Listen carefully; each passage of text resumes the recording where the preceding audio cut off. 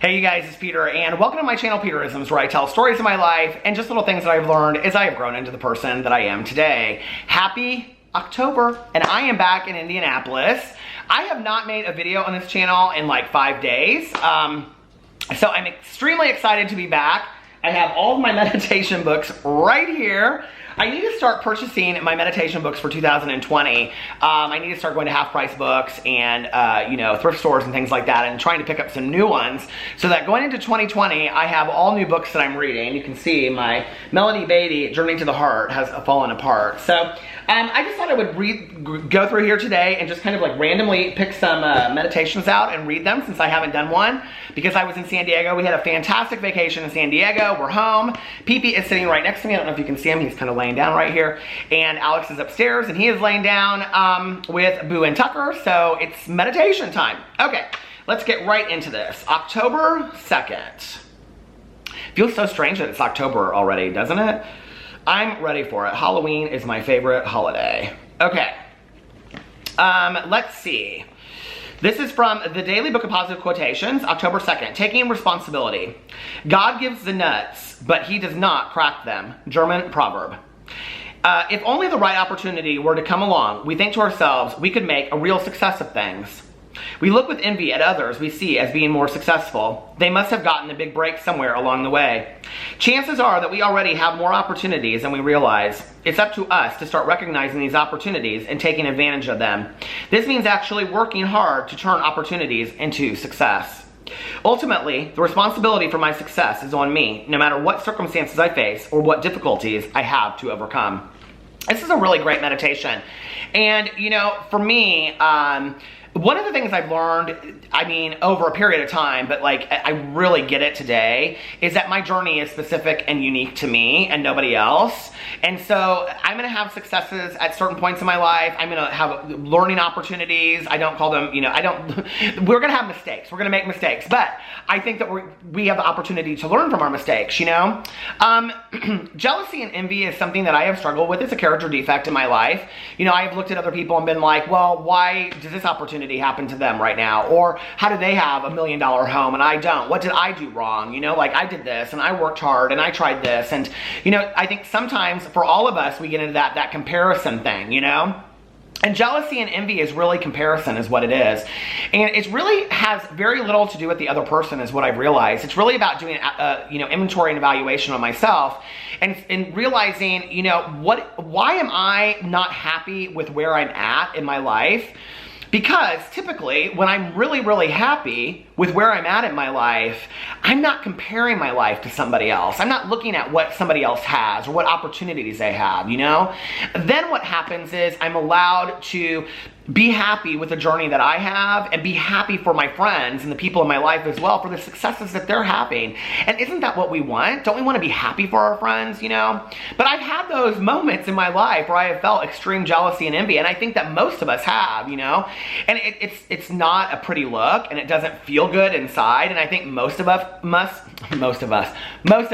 if we were honest with ourselves, don't like ourselves when we feel that way. I know I don't. So, today what I work on is realizing that my journey is different than everybody else's, and that I'm over here on this path and they're on this path and they're on this path, and what happens to them and the timing of the things that happen to them is completely different. I'm not somebody that says, okay, today's their time, my time might be down the road. I don't know. Maybe they'll have 500 times, and maybe I'll only have one, or maybe I'll have none. But that doesn't make my life any less or any more. And the other thing is that I want to be a really strong, positive, supportive friend to people, and I want to say, like, I'm so happy for you, and genuinely feel it in my heart and soul, right? But I can't do that if I'm comparing my life to theirs. I can't do that if I'm unhappy with what I have, and so I'm constantly looking at what somebody else has. Like, that just doesn't do me any good, And this goes back to the whole idea of when I'm criticizing this person or when I'm criticizing that person, it's the whole idea of like, if you're pointing your finger, 3 fingers are pointing back at you. Yes, that's true, but what it really does is it takes all focus off of ourselves and puts it on the other person. Well, I'm not spending time in my life trying to fix somebody else. I need to work on me. I've only got a limited number of days on this earth to be the best version of myself that I can possibly be. Why would I want to focus on somebody else? And that also goes for comparing my life to somebody else's. What I can do, and I do think that this is really important, is comparing my journey to my journey. And what I mean by that is asking myself on a daily basis, am I achieving as much as I can possibly achieve today? If this is my dream, am I really, really reaching for it? If I really want to have these things in my life, am I really working that hard for them? Whether it be a relationship, a car, a house, a job, whatever. Am I working towards those things? Or am I just laying around victimizing myself and feeling bad and being like, you know what, nothing good ever happens to me? What I have found is that a lot of really successful people work very, very hard to be successful in their lives. Whether it's in a relationship, whether it's, in a career, whether it's for a car or whatever. So, I have to ask myself, how hard am I actually working to have those things in my life that are important to me? And I think that is really a more apt question, instead of why them, the question should be, what am I doing to get to where I want to be? That's probably a better question, to ask myself. So, really interesting meditation, and I think it's a good meditation for us to keep ourselves in check and ask ourselves, are we comparing ourselves to somebody else? Like my friend said, I bring this up a lot, we always lose by comparison. And what that means is we're always going to pick somebody that has it so much better than us, seemingly.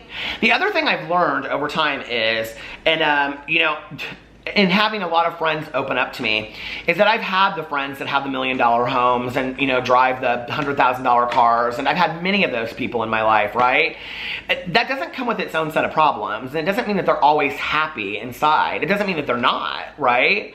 But they seem to have the same emotional issues that I do or anybody else does, right? So I don't know, like their life looks completely different. And that's why we can't really put anybody's life side by side. So jealousy, envy, things like that, they're pointless. They're just pointless emotions because they don't get us anywhere. They don't do anything for us, I think self-reflection, self-observation, inventory, and evaluation really do help us take a look at ourselves and, where am I at on my journey? Where do I want to go?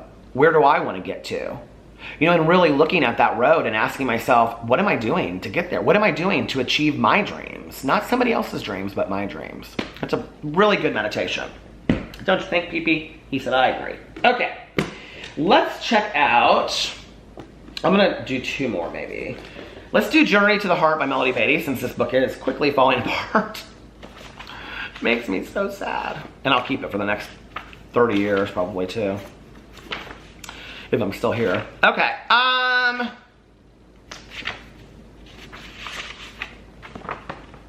Trust the Unknown, October 2nd. October 2nd, Trust the Unknown. Look, see how much you've changed. See the difference in your perspective. Remember all those years you were so fearful, trying to peek ahead, trying to see what the future held. Remember how upset you got, how uncertain and abandoned you felt because you didn't know the plan. Now life is taking you to a new place for you, but a place that is ancient. All along, you were not supposed to be getting the answers about what the future held. You were supposed to be learning the magical way of trust and inner guidance, learning to feel your way through, trusting and committing to your vision, your energy, your purpose, your place, each day and moment along the way. This is like almost exactly what we were just talking about.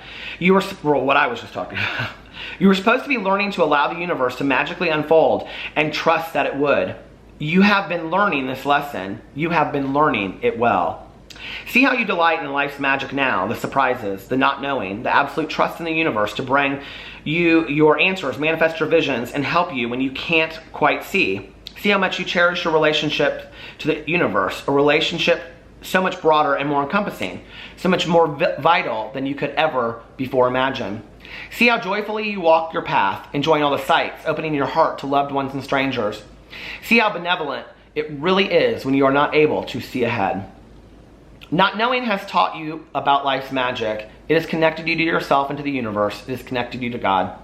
Not knowing has taught you to know more than you could ever imagine. I love this meditation. I absolutely love this meditation. One of the things that has been really hard for me in my life has been trusting the journey. and trusting the process. And I have had many, many, many mentors, guides, sponsors, sister, mother, father, brother figures in my life that have said to me, you know, trust the process, trust the journey. I know, but why? Just trust the process. Just trust me, you know? It's like, I can remember before I got a sponsor in sobriety, you know, and I was really just like, what's the word I'm looking for? Resistant to getting a sponsor. I just didn't want to, you know? And my counselor and treatment just kept on saying to me, just do it. Just trust me. Well, I know, but why? What are they going to do for me? Whatever. You know, I don't know this person. Why would I want to share my secrets with them? Blah, blah, blah. Just trust me, right?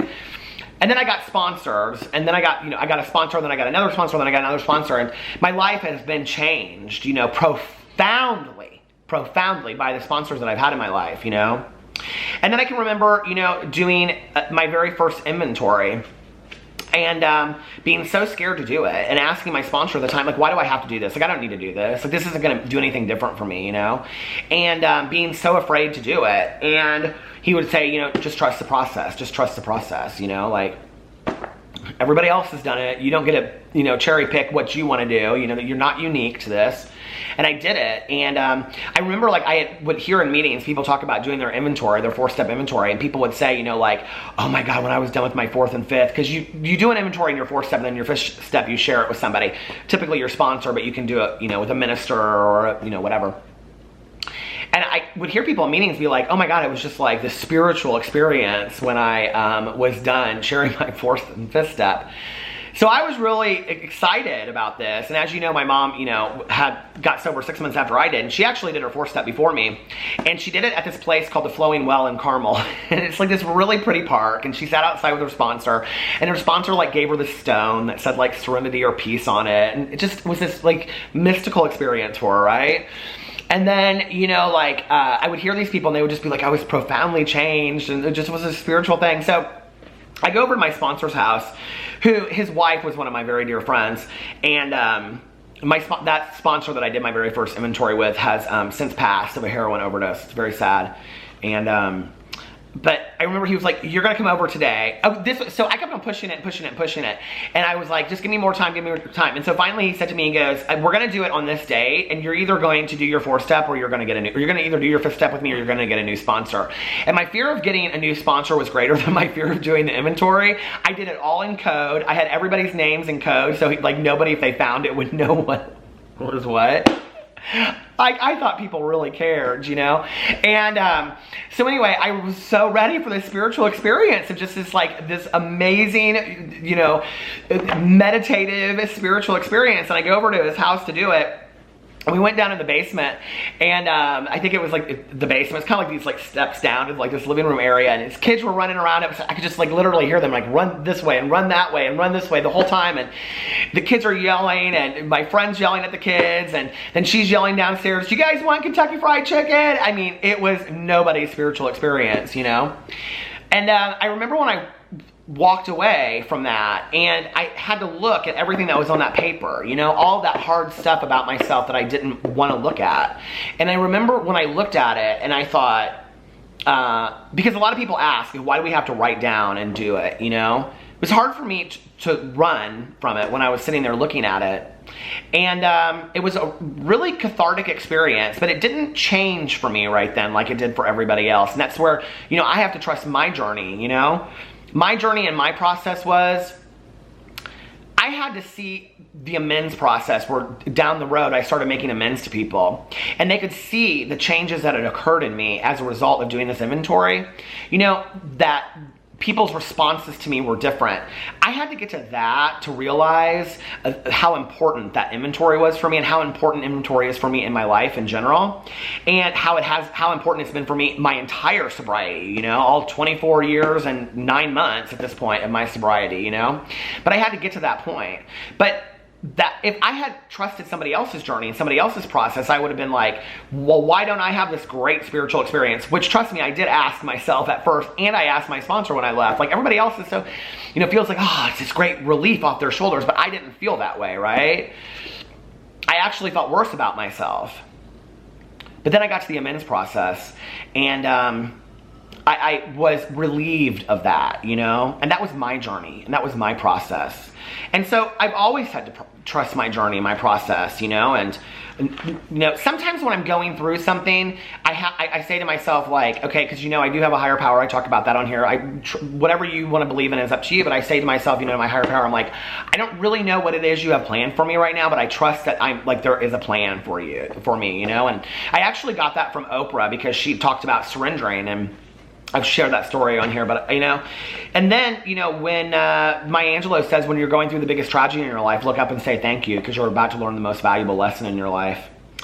What I have learned is I have to stop questioning the process. I have to stop questioning the journey that I'm on, and just put one foot in front of the other. You know, how boring would, like, the Wizard of Oz have been if every moment of the way Dorothy asked, why this, why that, why this, why that? Sometimes you just have to put one foot in front of the other, meet the people that come along the way, and be happy that you met them, and see what you've learned from them, and take the experiences as learning experiences and opportunities for growth.